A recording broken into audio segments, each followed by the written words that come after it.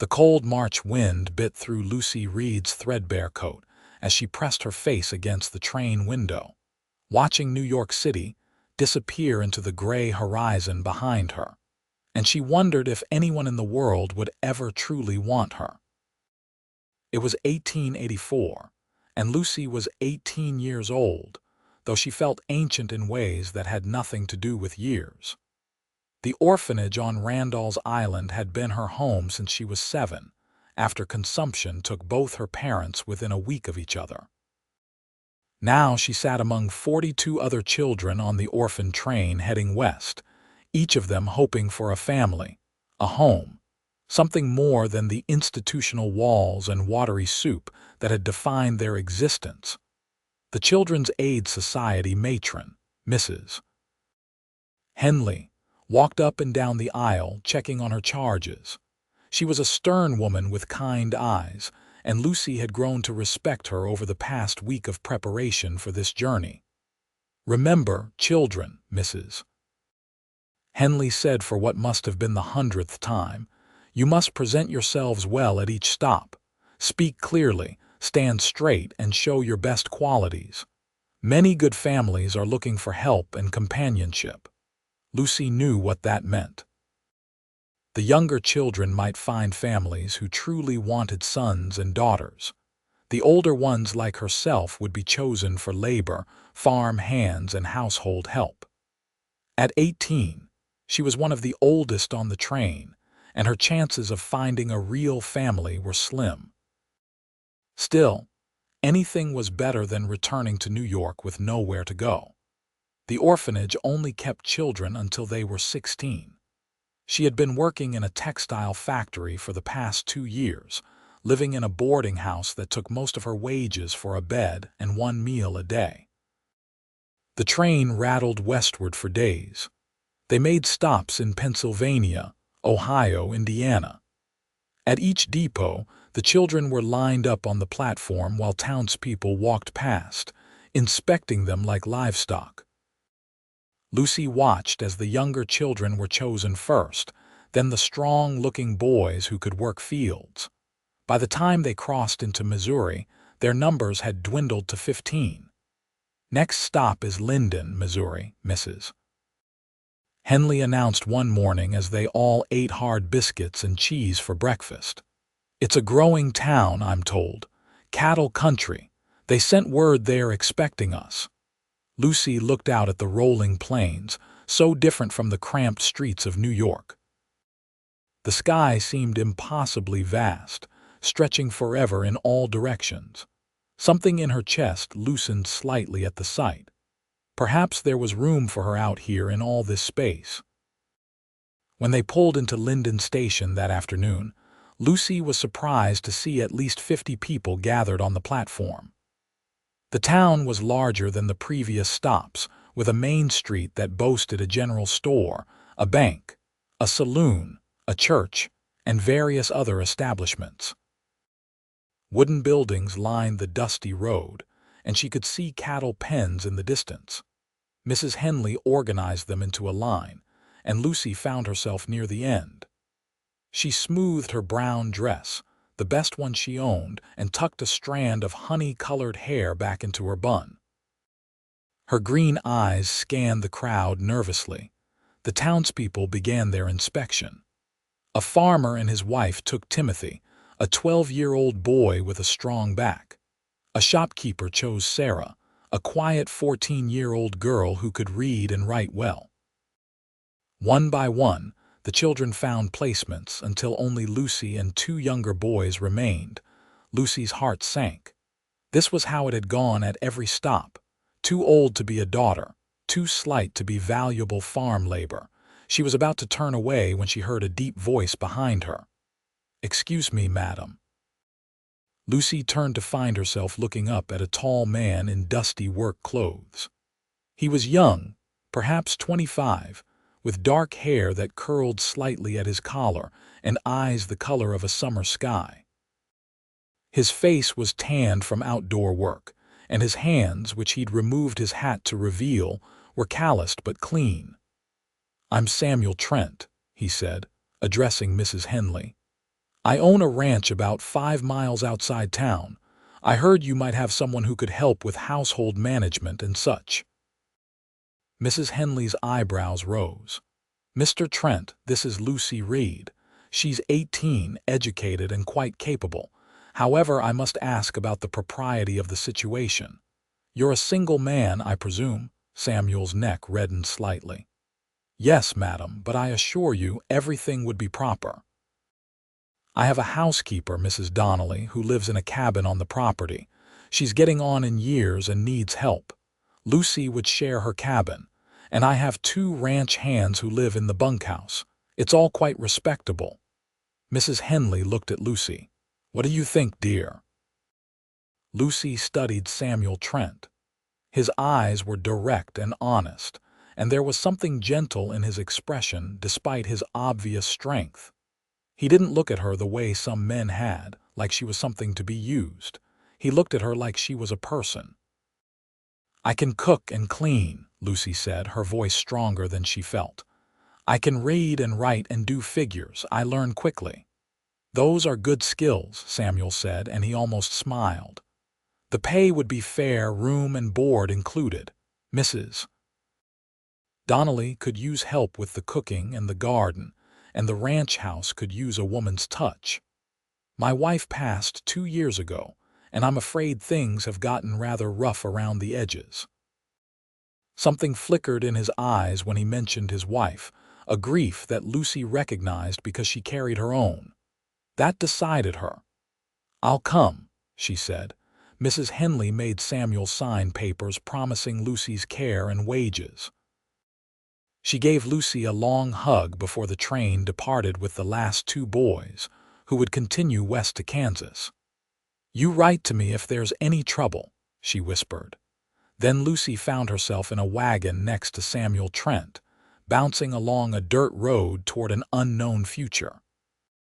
The afternoon sun was warm on her face, and the air smelled of grass and wildflowers, so different from the coal smoke and garbage of New York. "Tell me about the ranch," Lucy said after several minutes of silence. Samuel seemed to relax at the question. "It's called the Triple T Ranch. My father started it 20 years ago, and I inherited it when he passed 5 years back. We run about 500 head of cattle, mostly for beef. I have 2 good hands who help with the work. Ben Carter has been with us 10 years and Tom Wilson for 3. Mrs. Donnelly has been cooking for us since my mother died. She's a good woman, like a grandmother to me." "And your wife?" Lucy asked gently. Samuel's hands tightened on the reins. "Elizabeth died of fever 2 years ago come June. We'd been married 3 years. She loved the ranch, loved the wide open spaces." His voice grew rough.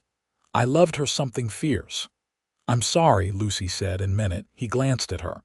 "You understand loss. I can see it in your eyes." "My parents died when I was 7, Lucy said. "Then it was the orphanage for 9 years and the factory for 2. I loved my parents, but I barely remember them now, just fragments. My mother's laugh, my father's hands." They rode in comfortable silence after that, and Lucy found herself studying the landscape. The plains rolled gently, dotted with cattle and occasional stands of trees. Hawks circled overhead in the vast blue sky. It was beautiful in a way that made her throat tight. The Triple T Ranch came into view as they crested a hill. A sturdy 2-story house stood in a clearing, painted white but showing signs of wear. A barn, several outbuildings, and a bunkhouse surrounded it. A smaller cabin sat to one side, smoke rising from its chimney. Corrals held horses, and cattle dotted the pastures beyond. "Home," Samuel said simply. An older woman emerged from the small cabin as they approached. She was plump and gray-haired, with a face creased by smile lines and sun. "You must be Lucy," she called out in a voice with a hint of Irish lilt.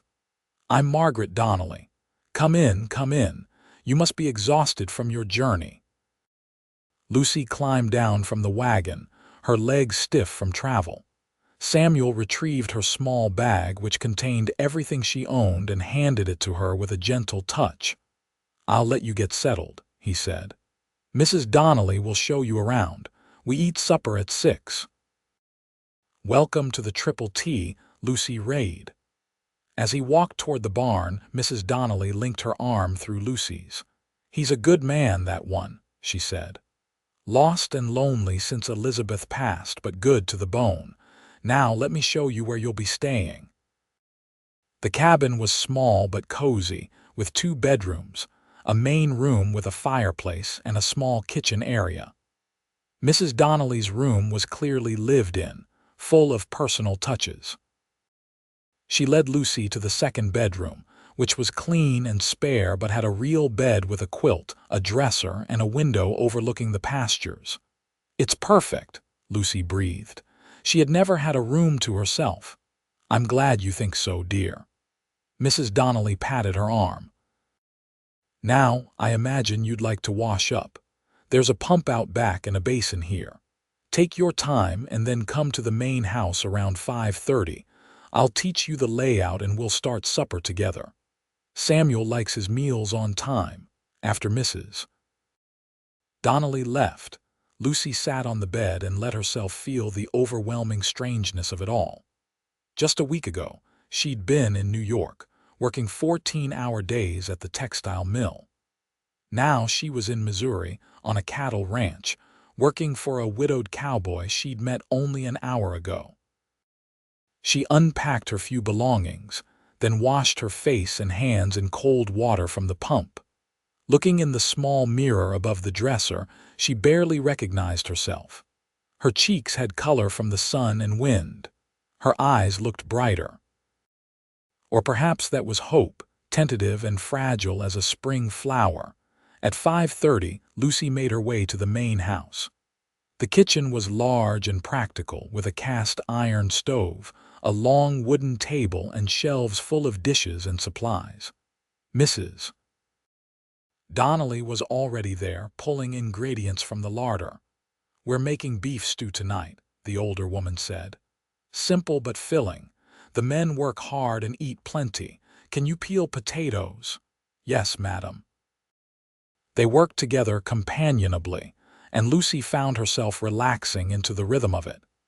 Mrs. Donnelly chatted as they cooked, filling Lucy in on the ranch's routines and the people who lived there.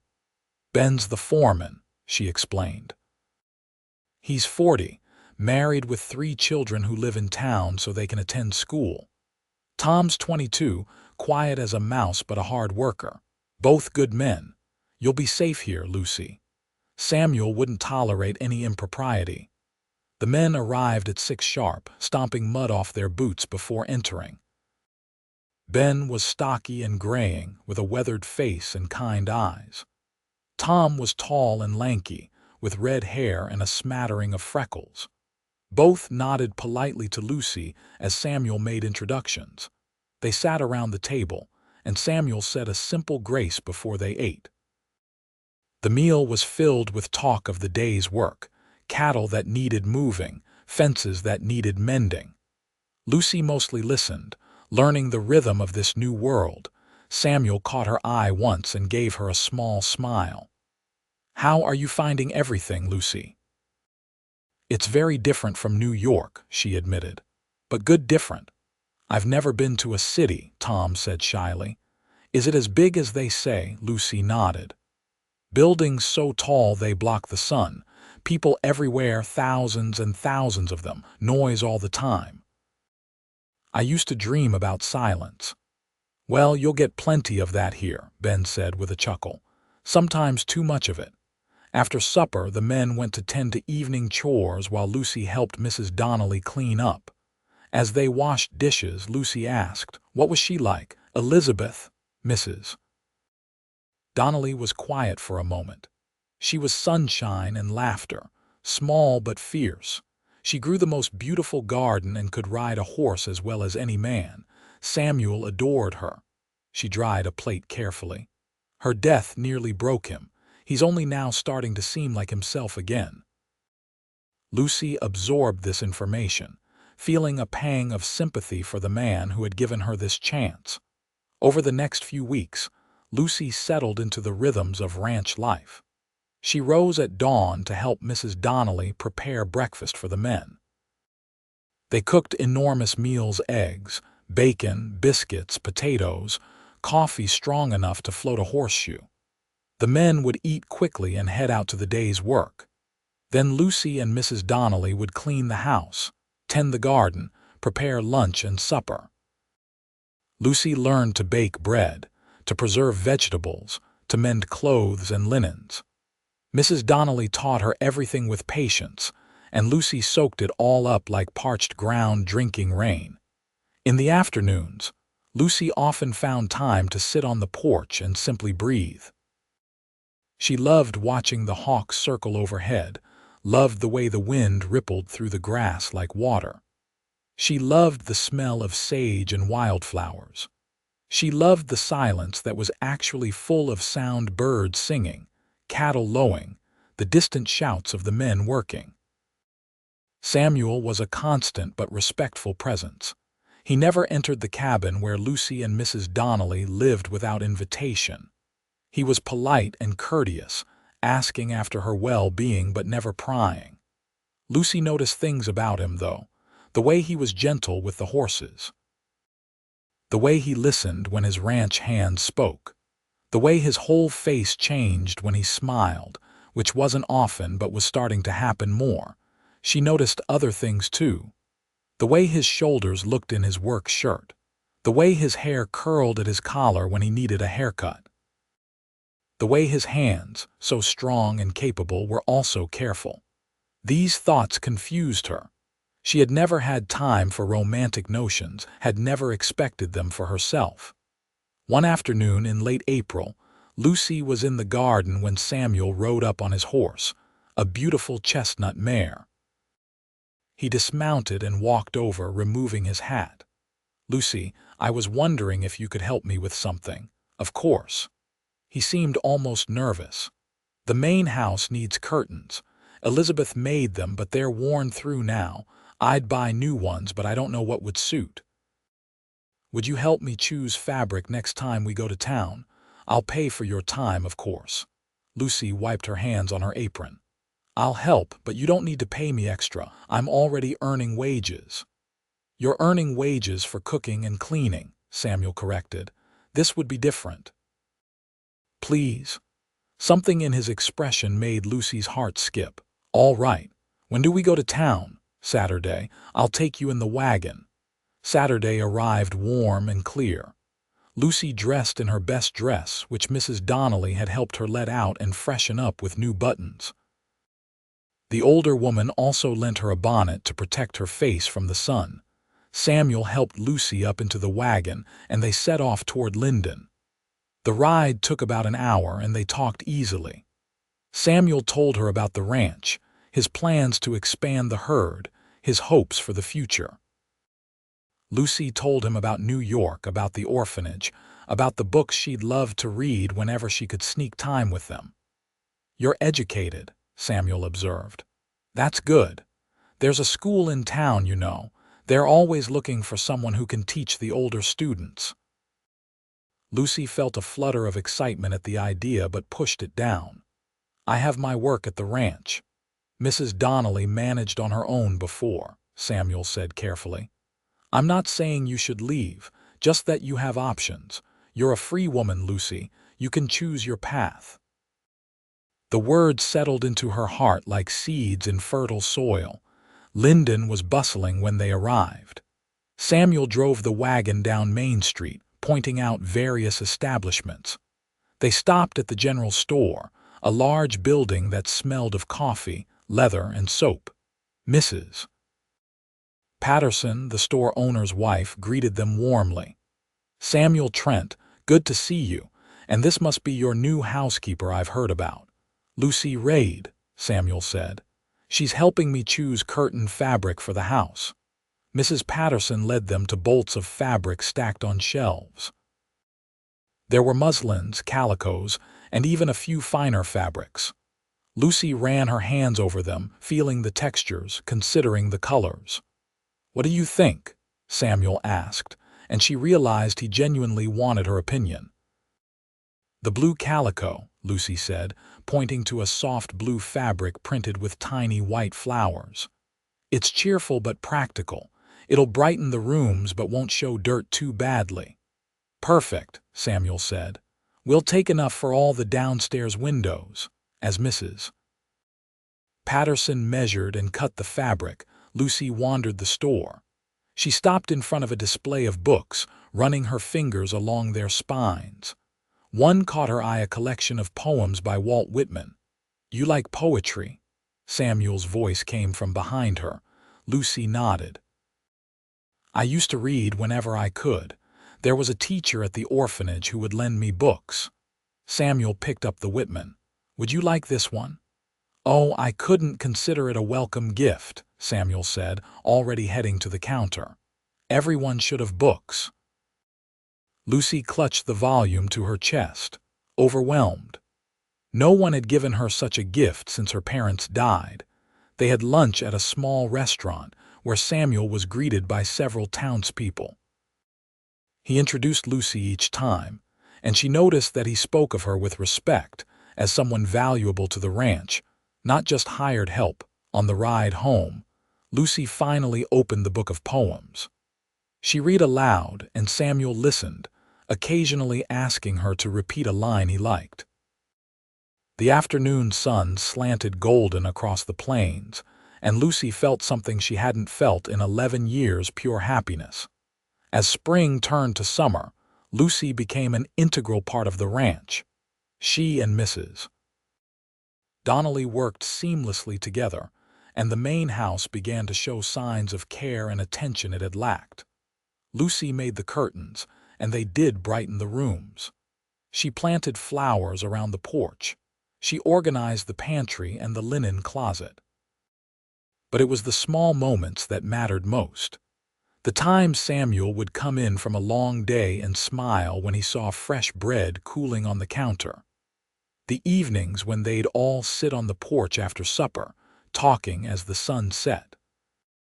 The Sunday mornings when Samuel would drive them all to church in town and they'd feel like a family. Lucy was also changing. Her face lost its city pallor and gained a healthy glow.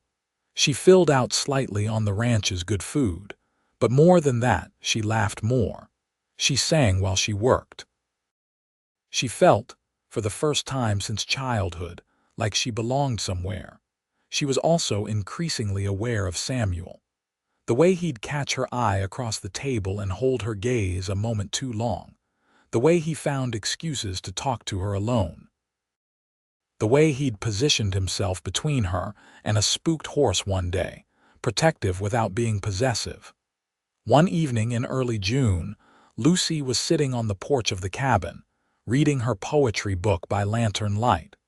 She heard footsteps and looked up to see Samuel approaching. "Evening," he said. "Mind if I sit, please?" He settled onto the porch steps, a respectful distance away. For a while they sat in comfortable silence, listening to crickets and the distant sound of cattle. "Lucy," Samuel finally said, "I want you to know how much your presence here has meant. To all of us, but especially to me." Lucy's heart began to beat faster. "I'm grateful for the opportunity you gave me. It's more than that." Samuel turned to look at her, and his eyes were intense in the lantern light. "When Elizabeth died, I thought I'd never feel alive again. I went through the motions, kept the ranch running, but I was hollow inside. Then you came, and slowly, things started to change. The house feels like a home again. I find myself looking forward to mornings, to meals, to the sight of you in the garden. I know it's too soon, and I know I have no right, but he stopped, struggling with the words. Lucy set down her book with trembling hands. "You what, Samuel?" "I care for you," he said quietly. "More than I should. More than is probably proper given you work for me, but I had to tell you. You deserve honesty." Lucy's breath caught. She had felt something growing between them but had told herself it was imagination, wishful thinking. Hearing him speak the words made them real. "I care for you too," she whispered. I didn't think I ever would care for anyone this way. In the orphanage, we learned not to attach ourselves too much. Love was dangerous because it could be taken away. But here, with you, I feel like maybe I could be brave enough to try. Samuel reached out slowly, giving her time to pull away, and took her hand. His palm was warm and calloused against hers. I don't want to rush you. I know you've been through a lot, but I'd like to court you properly if you'll allow it. With Mrs. Donnelly as chaperone, of course. Everything respectable. Lucy felt tears prick her eyes. I'd like that very much. He squeezed her hand gently, then released it. Then we'll take it slow, get to know each other, see where it leads. Samuel, Lucy said as he stood to leave. Thank you for seeing me, not just as an orphan or a worker, but as a person, as someone who matters. His smile was soft and genuine. Lucy Raid, you matter more than you know. Their courtship was gentle and old-fashioned. Samuel would sit with Lucy on the porch in the evenings, always with Mrs. Donnelly or one of the ranch hands within sight. They talked about everything, their childhoods, their dreams, their fears. Samuel told her about his parents, about building the ranch, about his marriage to Elizabeth. I loved her, he said one night. I always will, in a way, but she's gone and I'm still here. It took me a long time to understand that I could honor her memory and still move forward. That loving again wasn't betraying her. Lucy understood. In the orphanage, we had a saying, the heart has room for as much love as you're willing to give it. I think that's true. On Sundays, Samuel would drive Lucy to church, and they'd sit together, sharing a hymnal. Afterward, they'd sometimes have lunch at the restaurant in town, and Lucy began to feel like part of the community. People greeted her by name. The shopkeepers asked after her welfare. Children she'd met would wave. One Sunday in July after church, an older woman approached them. Mr. Trent, Miss Reed, I'm Dorothy Henderson. I'm on the school board. Pleased to meet you, Lucy said. Mrs. Henderson smiled. I've heard you're quite educated, Miss Reed. Can you read and write and cipher? Yes, madam. I can also do basic bookkeeping. Wonderful.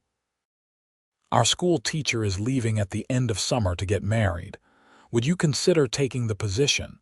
It doesn't pay much, but it includes a small house in town. Lucy glanced at Samuel, uncertain. He nodded encouragingly. It's your decision. Could I think about it? Lucy asked. Of course. Let me know by the end of the month. As they drove home, Samuel said, you should take it if you want it. But what about the ranch? Mrs. Donnelly needs help. We'll manage. Lucy, you're not obligated to stay in a position you don't want. If teaching calls to you, you should answer. Lucy was quiet, thinking. I like working at the ranch, she finally said. I like the rhythm of it, the people. I like being near you, but I also miss learning, miss books and ideas. Is it foolish to want both? Not foolish at all.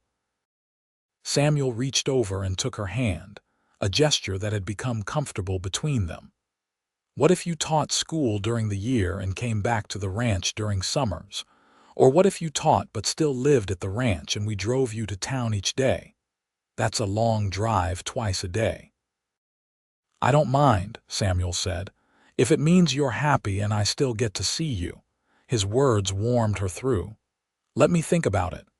That evening, Lucy discussed it with Mrs. Donnelly over tea. The older woman listened thoughtfully. You have a gift for teaching, she said. I've seen how you explain things, how patient you are. Those children would be lucky to have you. But I also see how happy you are here, how you've blossomed. Only you can decide which path is right. What if I'm making the wrong choice? Mrs. Donnelly patted her hand. My dear, there's rarely only one right path. There are just different paths, each with their own joys and challenges. Choose the one that calls to your heart. Lucy made her decision. The next Sunday, she told Mrs. Henderson she would take the teaching position, but asked if she could live at the ranch and commute. Mrs. Henderson agreed. saying it was unconventional but acceptable given Samuel's sterling reputation and Mrs. Donnelly's presence as chaperone. The summer days grew long and warm. Lucy and Samuel's courtship deepened. He taught her to ride a horse, a gentle mare named Daisy. They'd ride out in the evenings, watching the sun set over the plains, talking about their hopes for the future. "I want children someday," Samuel admitted one evening. "A house full of noise and laughter. I want to build something lasting, a real family." Lucy's throat tightened. "I've always wanted a family too. It's all I've dreamed of since my parents died. A place where I belong, people who love me." Samuel reached over from his horse and took her hand. "Lucy, I'm falling in love with you. I need you to know that. I'm not rushing you, but I want you to know where my heart is." Lucy felt tears slide down her cheeks. "I'm falling in love with you too. It scares me because I've lost everyone I've ever loved, but being with you feels like coming home." He dismounted and helped her down from Daisy. There, in the golden light of sunset, he pulled her close and kissed her for the first time. It was gentle and sweet, full of promise. Lucy felt like every lonely night in the orphanage, every hard day at the factory, every moment of despair had led her to this moment, and it was worth it. They set a wedding date for September, after the cattle drive but before Lucy started teaching. The announcement made Mrs. Donnelly cry with joy, and Ben and Tom congratulated them with genuine happiness. "It's about time," Ben said, shaking Samuel's hand. "We've all seen how you two look at each other." The preparations were simple but joyful. Lucy had never had much, so she didn't need an elaborate wedding. Mrs. Donnelly helped her make a dress from white muslin, simple but pretty. Samuel bought her a gold ring from the jeweler in town. The night before the wedding, Lucy sat with Mrs. Donnelly in the cabin. "I'm nervous," she admitted. "That's natural, dear. What if I'm not a good wife?" "I don't know how to be one. I've been alone so long." Mrs. Donnelly took her hands. "Lucy, you have the most important quality already. You love him and he loves you. Everything else you'll figure out together. Marriage isn't about being perfect. It's about showing up every day and choosing each other, even when it's hard." "Thank you," Lucy said, "for everything. You've been more than an employer. You've been family." The older woman's eyes glistened. "You're family to me too, dear girl. I never had children of my own, but if I had, I'd want a daughter just like you." The wedding took place in the small church in Linden on a perfect September afternoon. Lucy walked down the aisle alone because she had no father to give her away, but she didn't feel alone. The church was full of people from the ranch and the town, all there to celebrate with them. Samuel stood at the altar in a new suit, his eyes locked on Lucy as she approached. When she reached him, he took her hands and whispered, "You're beautiful." The ceremony was simple. They exchanged vows and rings. When the preacher said, "You may kiss your bride," Samuel cupped Lucy's face gently and kissed her with a tenderness that made her heart soar. The reception was held at the ranch, with tables set up in the yard. Mrs. Donnelly and several women from town had prepared food. There was music and dancing and laughter. Lucy danced with Samuel, with Ben, with Tom, with strangers who were becoming friends. As the sun set, Samuel whispered in her ear, "Ready to go home, Mrs. Trent." The title sent a thrill through her. Yes. They said their goodbyes and walked to the main house, which Samuel had been preparing for weeks. He'd cleaned it thoroughly, put fresh linens on the bed, and filled vases with wildflowers. He'd made it a home for her. At the threshold, Samuel lifted Lucy into his arms and carried her inside. "Welcome home," he said, setting her down gently. Lucy looked around the house that was now hers, at the curtains she'd made, the floors she'd swept, the kitchen where she'd cooked countless meals. But now it was different. Now it was truly home. "Thank you," she said, wrapping her arms around Samuel's neck, "for choosing me, for seeing me when I was just another orphan on a train platform, for giving me everything I ever dreamed of. Samuel kissed her forehead, her cheeks, her lips. I'm the lucky one. You brought light back into my life. You brought hope. I love you, Lucy Trent. I love you too. Their wedding night was tender and sweet, full of whispered words and gentle touches. Samuel was patient with Lucy's inexperience, and they discovered each other slowly, building a physical intimacy that matched the emotional connection they'd already forged. Afterward, lying in Samuel's arms, Lucy felt a peace she'd never known. She was loved. She was wanted. She belonged. The next morning, Lucy woke to sunlight streaming through the window and Samuel's arm around her waist. She turned to look at him, studying his face in sleep. His features were relaxed, peaceful. This was her husband, her family, her home. She eased out of bed carefully, not wanting to wake him, and dressed in a simple day dress. In the kitchen, she started coffee and began making breakfast. She was cracking eggs into a pan when Samuel's arms came around her from behind. "Good morning, wife," he murmured against her hair. Lucy leaned back into his embrace. "Good morning, husband." They ate breakfast together, just the two of them, talking about the day ahead. It felt wonderfully domestic, wonderfully normal. This was what Lucy had dreamed of in the orphanage: simple mornings with someone she loved, planning an ordinary day together. "I need to check on the cattle in the north pasture today," Samuel said. "Want to come with me? We could take a picnic lunch." "I'd love that." They spent the day riding across the ranch, Samuel showing Lucy every corner of the land that was now hers too. They ate lunch by a creek, sitting in the shade of cottonwood trees. Samuel told her his plans for the ranch, asking her opinions, treating her as a true partner. "I want to expand the herd over the next few years," he said. "Maybe add some horses too, breed them for sale. What do you think?" Lucy considered. "Would you have time to manage both cattle and horses?" "I'd need to hire another hand or two, but yes, I think so.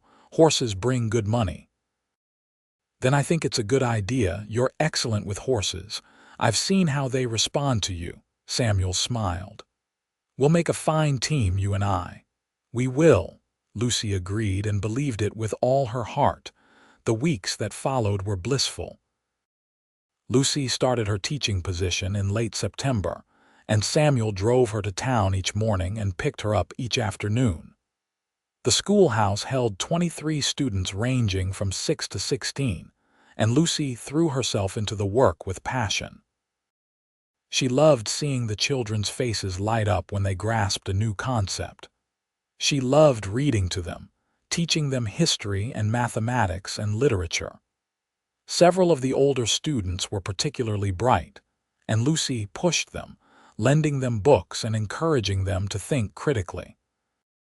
In the evenings, she'd tell Samuel about her day over supper, and he'd share stories from the ranch. They'd sit together in the parlor afterward, Lucy grading papers while Samuel went over ranch accounts. Sometimes they'd just sit in comfortable silence, reading beside each other. On Sundays, they'd attend church and then spend the afternoon visiting. Sometimes they'd go to the Donnelly cabin to share a meal with Mrs. Donnelly, who had become like a grandmother to them both. Sometimes they'd ride out to check on the ranch. As autumn progressed, Lucy began to notice changes in her body. She was tired more often and felt queasy in the mornings. She tried to hide it, but Mrs. Donnelly noticed during one of their Sunday visits. "Lucy, dear, are you feeling all right?" The older woman asked when Lucy turned pale and excused herself suddenly. When Lucy returned, Mrs. Donnelly was waiting with a knowing smile. "How long have you been feeling poorly in the mornings?" Lucy sank into a chair. "About 2 weeks. You don't think? I think you might be with child, dear." "It's about the right timing." Lucy's hand went to her stomach. A baby. She and Samuel were going to have a baby. The thought filled her with joy and terror in equal measure. "Does Samuel know?" Mrs. Donnelly asked. I didn't realize myself until now. Should I tell him? Of course you should tell him. He'll be over the moon. That evening after supper, Lucy asked Samuel to sit with her in the parlor. Her heart was racing as she tried to find the words. "Samuel, I have something to tell you." He set down his coffee cup, concerned. "What is it? Are you all right?" "I'm fine. Better than fine. I believe I'm going to have a baby." Samuel's expression went from concern to stunned to absolutely joyful in the space of seconds. "A baby? Truly?" Lucy nodded, tears streaming down her face. "I think so. The signs are there." Samuel pulled her into his arms, holding her so tight she could barely breathe. "A baby," he kept saying. "We're going to have a baby." He pulled back to look at her face, his own eyes wet. "Lucy, you've made me so happy. First you agreed to marry me, and now this. A child, our child." "Are you really happy?" Lucy asked. "I know it's soon. Soon. We've been married 2 months. That's perfectly normal, and yes, I'm happy. I'm thrilled. Terrified, but thrilled." He kissed her soundly. "We're going to be parents." The next few months were full of preparation. Mrs. Donnelly helped Lucy make baby clothes, tiny gowns and blankets. Samuel converted a small room next to their bedroom into a nursery, building a cradle himself from oak wood. The whole ranch seemed to share in their joy. Ben whittled toys. Tom bought a small stuffed horse from town. Lucy continued teaching through the winter, though she began to tire more easily.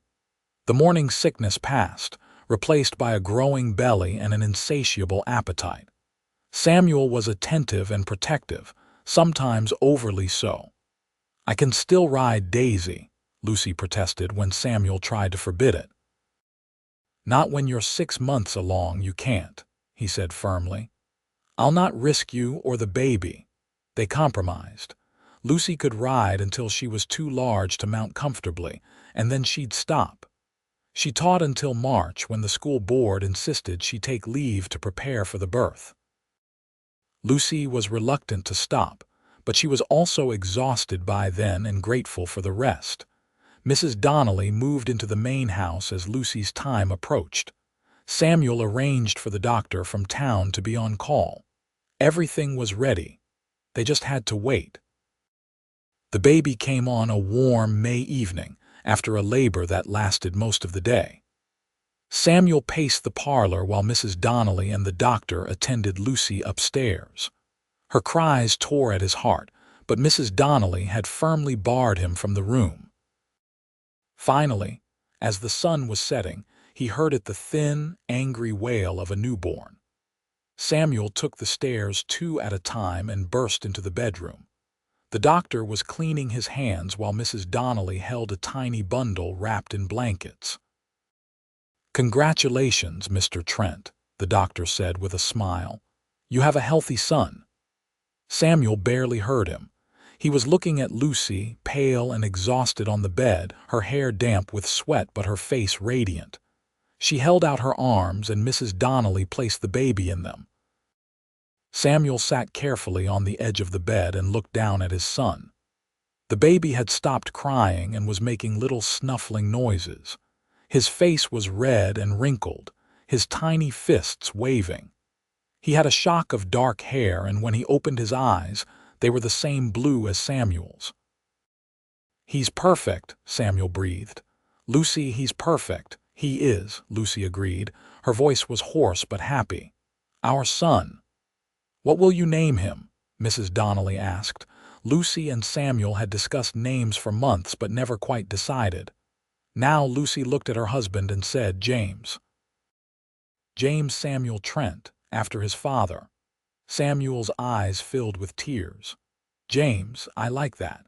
Welcome to the world, James Trent." The baby's first weeks were exhausting and wonderful. Lucy was amazed by the love she felt, by how fiercely protective she was of this tiny person. Samuel was an attentive father, taking James when Lucy needed rest, walking the floor with him at night when he was fussy, changing nappies without complaint. "I never knew I could love like this," Samuel said one night, holding James while Lucy rested. I thought I understood love before, but this is different. This is everything." Lucy watched her husband with their son and felt her heart might burst. This was family. This was what she dreamed of every lonely night in the orphanage. Not just a husband or a home, but this love multiplied, growing, expanding to include new lives. Mrs. Donnelly returned to her cabin once Lucy and the baby were well. But she visited daily, helping where she could and simply enjoying being a surrogate grandmother. Ben and Tom were surprisingly good with the baby, taking turns holding him and making silly faces to coax out smiles. As summer arrived, Lucy gradually returned to her normal routines, with James always nearby.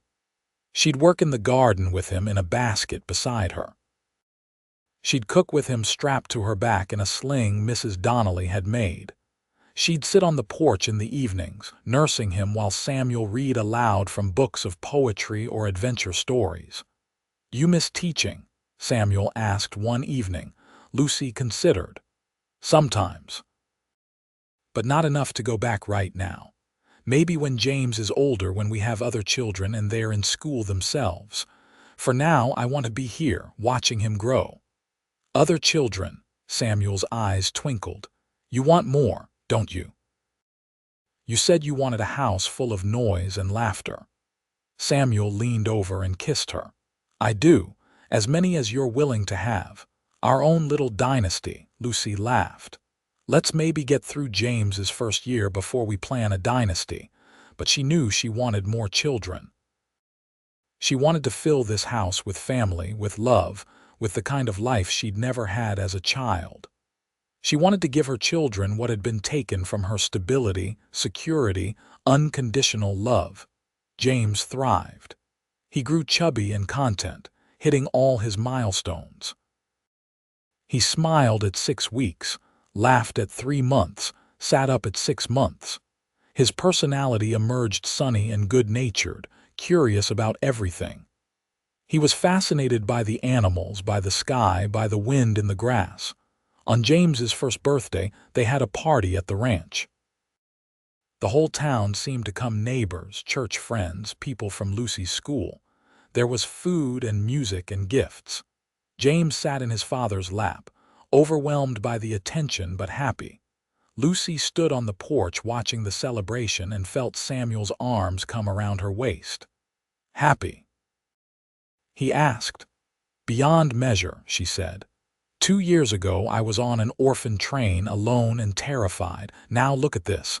Look at what we've built." "We've only just begun," Samuel said. "We have so many years ahead of us, so many memories to make." Lucy turned in his arms and kissed him. "Thank you for everything. For seeing me, for loving me, for giving me this family." "Thank you for saying yes," Samuel replied. "For taking a chance on a lonely cowboy. For bringing light and love back into my life. You saved me, Lucy." "We saved each other," Lucy corrected. As the party continued around them, Lucy felt a familiar fluttering in her belly. She was pregnant again, about 3 months along, though she hadn't told Samuel yet. Tonight, after the guests left, she would share the news. Another child. Another blessing. The years that followed were full and rich. Lucy gave birth to 2 more sons, Daniel in 1887 and Robert in 1889. Each birth was easier than the last, and each baby brought new joy to the household. The Trent boys were healthy and rambunctious, filling the ranch house with exactly the noise and laughter Samuel had wanted. Lucy did eventually return to teaching, taking on older students in the afternoons while Mrs. Donnelly watched the younger children. Samuel expanded the ranch, adding horses to their operations and hiring 2 more hands to help manage the growing enterprise. The Triple T became one of the most successful ranches in the county. But success wasn't measured in cattle or acres for Lucy. It was measured in evening meals around a crowded table, in teaching her sons to read, in watching Samuel teach them to ride, in Sunday services where they filled an entire pew, in quiet moments with her husband on the porch after the children were asleep. In 1892, Lucy received a letter from Mrs. Henley, the matron who had accompanied the orphan train west. She was retired now, living in Philadelphia, and had written to check on the children she'd placed. Lucy wrote back, telling her about her life, her marriage, her children. She included a photograph of the whole family in front of the ranch house. Mrs. Henley's response came a month later. "My dear Lucy, of all the placements I made in my years with the Children's Aid Society, yours brings me the greatest joy. I remember the scared girl on that train, brave but so alone. To see what you've become, the family you've built, fills my heart. You have proven that circumstances of birth don't determine destiny. Love and determination can overcome anything. May God continue to bless you and yours." Lucy kept that letter in a wooden box on her dresser, reading it whenever she needed a reminder of how far she'd come. The Trent family continued to grow and thrive. James, Daniel, and Robert were joined by a daughter, Sarah Elizabeth, in 1891, named after Samuel's first wife because Lucy wanted to honor the woman who had loved him first. Sarah was spoiled by her older brothers and her father, but she was also fierce and independent, taking after her mother. In 1895, Lucy gave birth to twins, much to everyone's surprise. Emma and Grace completed the family's 6 children in total, filling every bedroom in the house and spilling out into the yard and fields. Mrs. Donnelly remained a constant presence, now truly a grandmother to the children, teaching them to bake and garden, telling them stories of the old country, giving Lucy support and wisdom. Ben and Tom stayed on at the ranch, becoming uncles to the children, teaching them skills and spoiling them with whittled toys and candy from town. As the children grew, Lucy made sure each of them knew their mother's story. She told them about the orphanage, about the train west, about the cowboy who had given her a chance when she had nothing. She wanted them to understand that family wasn't just about blood. It was about choosing each other day after day. It was about love given freely and received with gratitude. Samuel told them about Elizabeth too, keeping her memory alive. He explained that love didn't divide but multiplied, that honoring the past didn't mean being trapped by it. The children understood that their father had loved before their mother, and that was okay. It made him who he was. James, the eldest, showed aptitude for ranching and worked alongside his father from a young age. Daniel loved books and learning, reminding Lucy of herself. Robert was the wild one, always climbing trees or sneaking off to fish in the creek. Sarah was determined to prove she could do anything her brothers could, and usually succeeded. The twins, Emma and Grace, were inseparable, finishing each other's sentences and getting into mischief together. On summer evenings, the family would gather on the porch, Samuel and Lucy in rocking chairs watching their children play. They'd talk about their days, make plans for the future, simply enjoy being together. "Did you ever imagine this?" Lucy asked Samuel one such evening. "When you picked me up at that train station," Samuel thought about it. "I hoped," he said. "I hoped you'd fit in, that you'd be happy, but this? 6 children, a thriving ranch, a love that's only grown stronger with time. No, I never imagined anything this good." Lucy reached over and took his hand. "Neither did I. I thought I'd be lucky to have a roof over my head and meals to eat. Instead, I got everything." "We still have years ahead of us," Samuel said. "Watching these children grow, becoming grandparents someday, growing old together."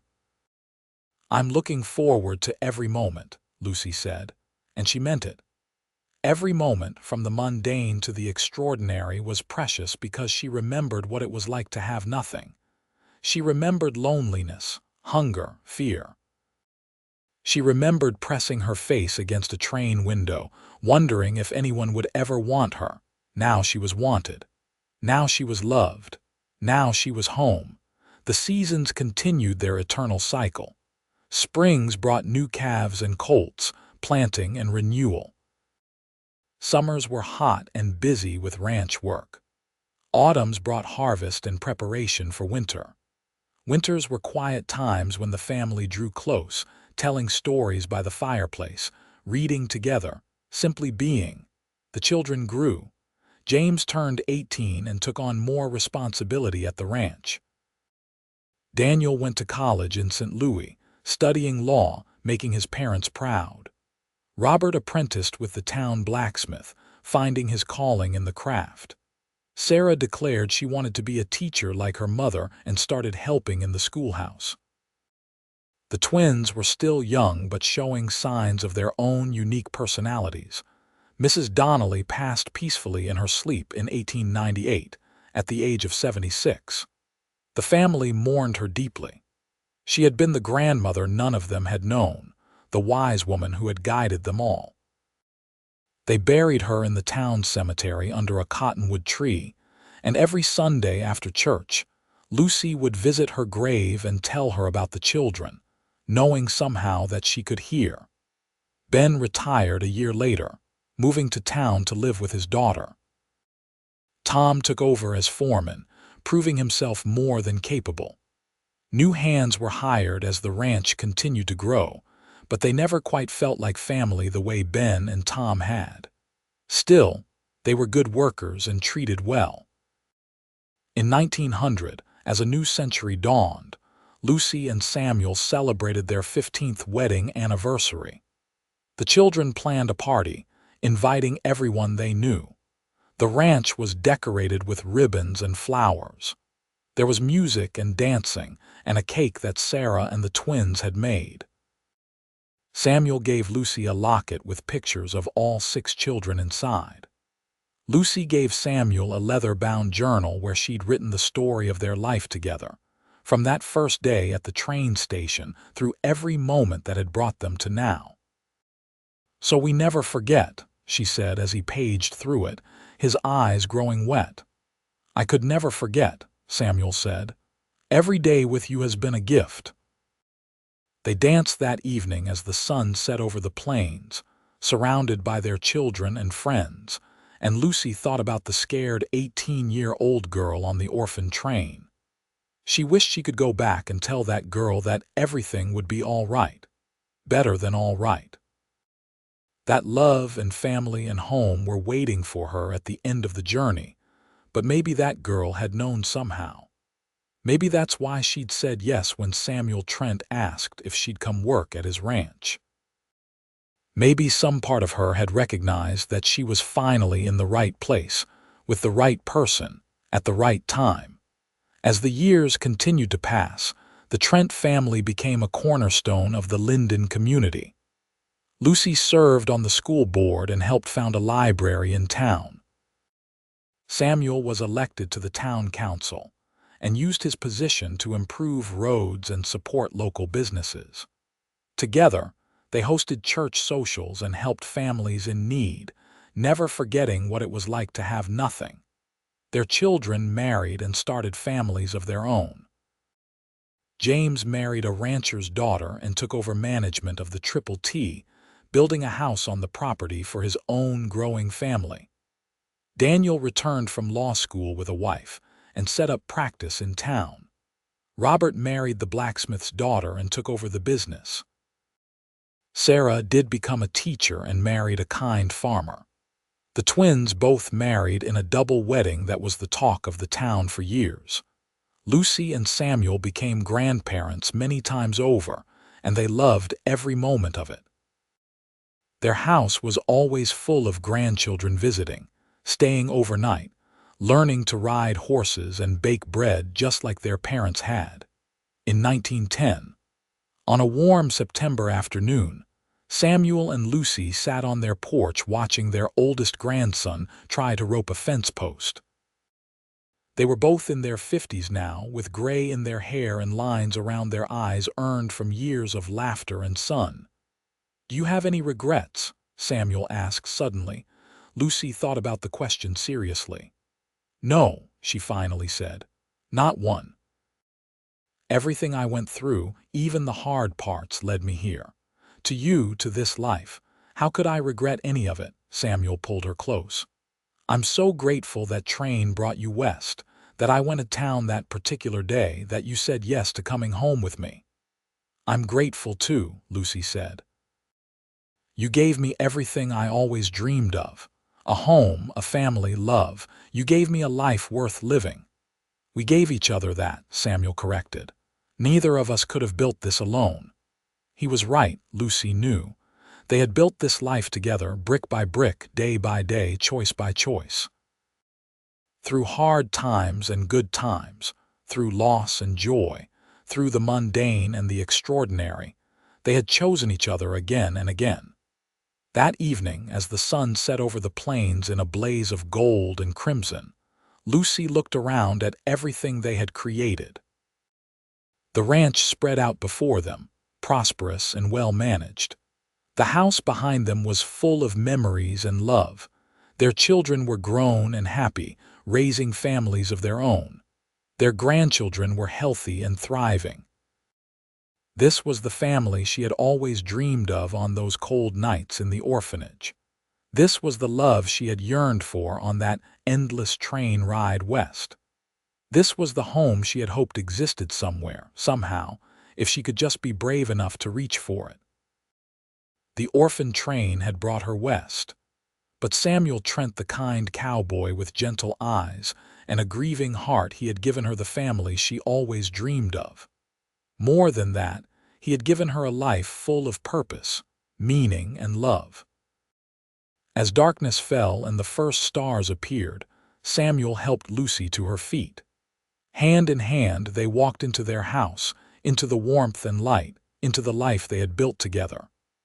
Behind them, the plains stretched endlessly under the vast sky, wild and beautiful and free. And somewhere, Lucy imagined, a scared girl on a train was pressing her face to a window, wondering if anyone would ever want her.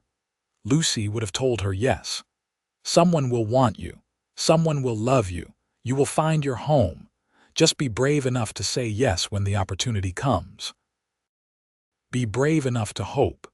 Be brave enough to love, because in the end, that's what had made all the difference. Not the train that had brought her west or the circumstances that had led her to Samuel's ranch. It was the courage to hope when hope seemed foolish, to love when love seemed risky, to build a family when family was all she had ever wanted but never had. The orphan train had been the vehicle, but love had been the destination. And Lucy Reed Trent had finally, beautifully, wonderfully arrived home. Years continued to flow like water over stones, smooth and inevitable. Samuel and Lucy grew old together with the grace that comes from a life well lived and love well tended.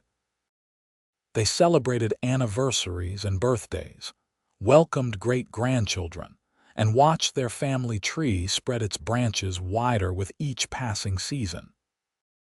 In their later years, they would often sit together in the evening, Samuel reading aloud while Lucy knitted blankets for the newest babies in the family. Sometimes they would simply hold hands in companionable silence, no words needed after so many years together. Their love had aged like fine wine, deepening and mellowing into something rich and sustaining. The ranch continued to thrive under James's management, though Samuel still rode out occasionally to check on things, unable to fully let go of the land he loved. Lucy continued to read voraciously, her small personal library growing until it filled an entire room. She shared her books with anyone who wanted them, especially her grandchildren, hoping to instill in them the same love of learning that had sustained her through hard times. On their 30th wedding anniversary in 1914, their children threw them an enormous party. People came from 3 counties to celebrate the couple who had become something of a legend in the area, the orphan girl and the widowed cowboy who had built an empire of love. There were speeches and toasts. James spoke about his father's integrity and work ethic. Daniel talked about his mother's wisdom and compassion. Each of their children shared memories, funny stories, moments that had shaped them. The grandchildren performed a play they had written about their grandparents' first meeting, making everyone laugh and cry. When it was their turn to speak, Samuel stood and pulled Lucy to her feet beside him. He was 70 now, but still strong, still handsome in her eyes.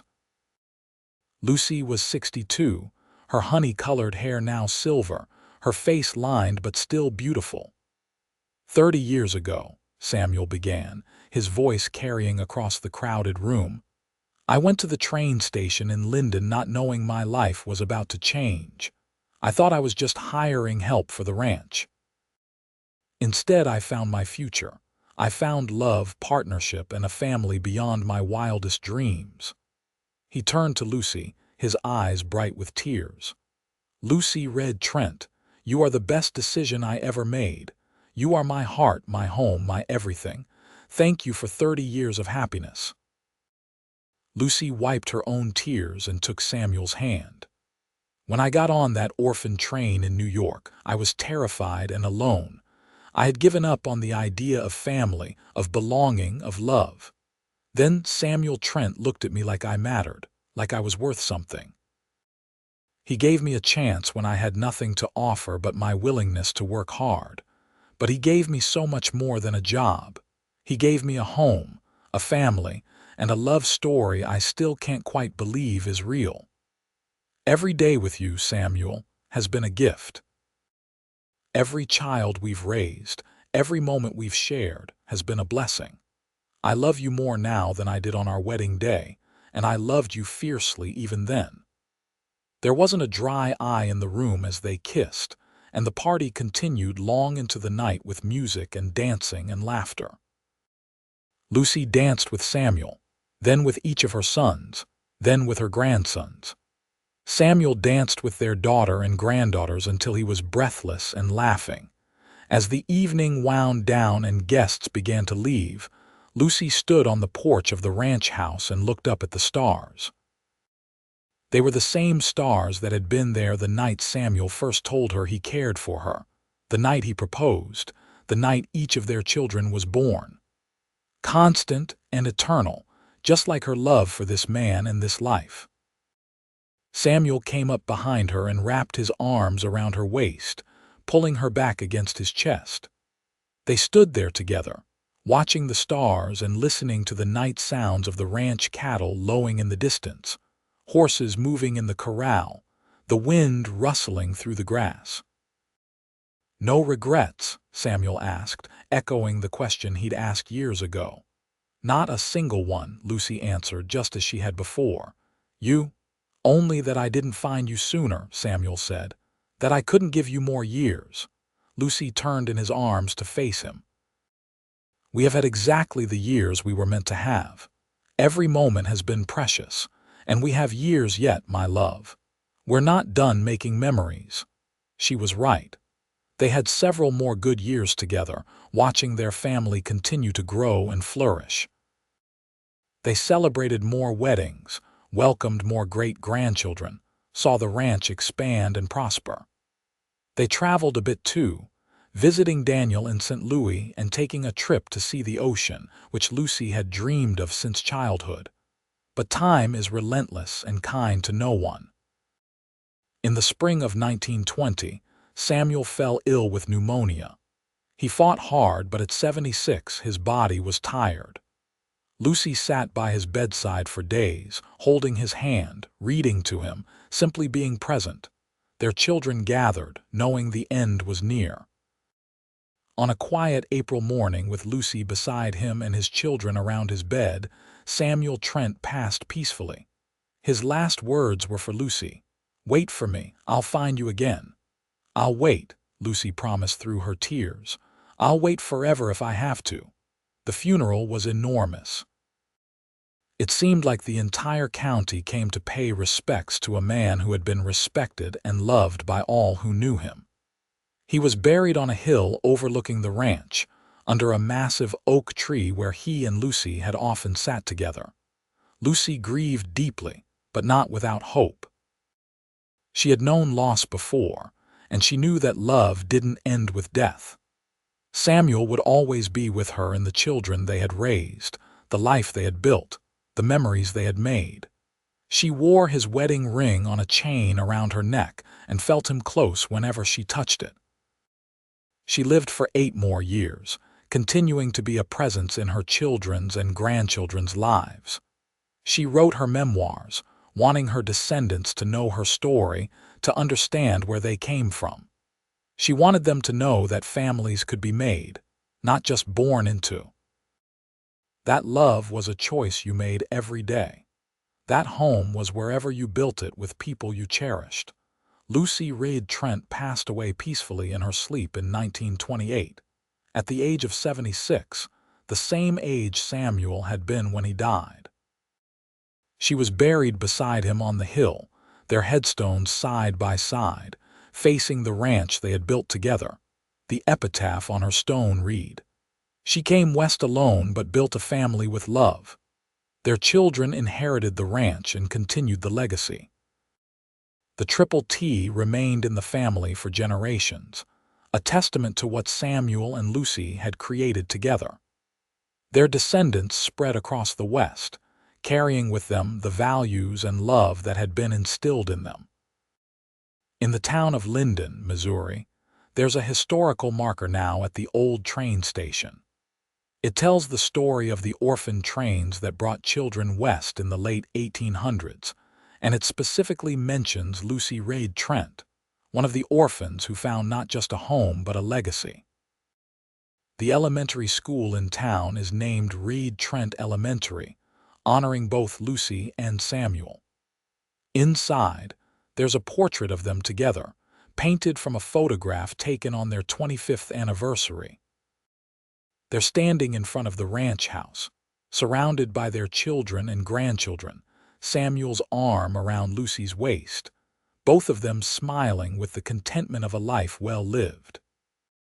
Students walk past that portrait every day, and teachers tell the story of the orphan girl and the cowboy, the love that transformed them both, and the family they built that still impacts the community generations later.